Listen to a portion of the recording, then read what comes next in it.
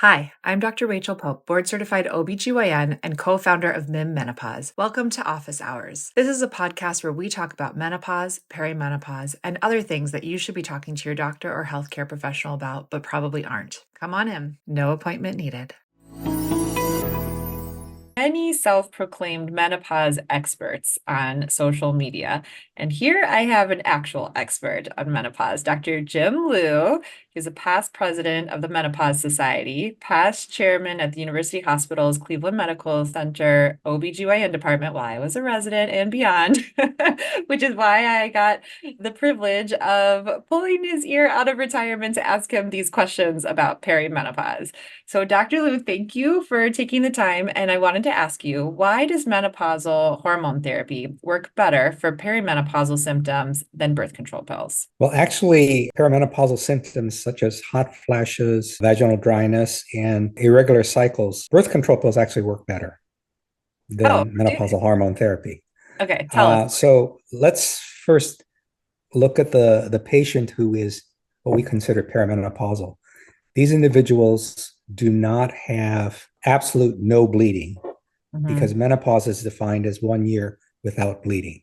Right. So within a 3 or 4 month period, if the woman still experiences some bleeding, she is perimenopausal and not menopausal.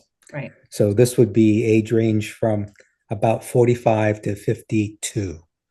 During this time, a woman might have hot flashes later in her cycle, even though she may be still ovulating at a little bit of a risk of pregnancy, although very low. So she's at the lower end of her fertility in her reproductive lifespan. So in that sense, birth control pills would prevent her from ovulating and being accidentally pregnant. Birth control pills contain estrogen, which is similar to what's made by the ovary. And so it relieves some of the low estrogen time frames during the perimenopause when an egg may or may not be released.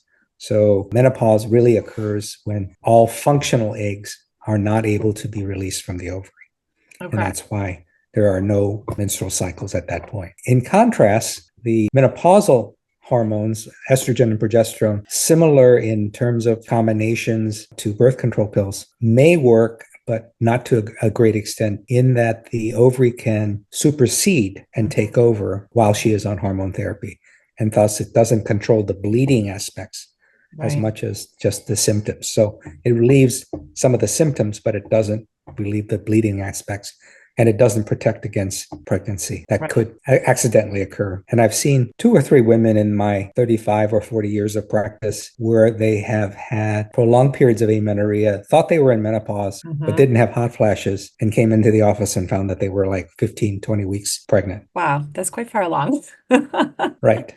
So how about this? I have patients who tell me they've always done poorly with birth control pills from side effect standpoint, where they feel nausea or they don't feel themselves and they don't like birth control pills for that reason, but then they end up okay with menopausal hormone therapy. So the nausea is due to, and it may be transient, due to the fact that when they first take the birth control pill, their ovaries aren't shut down.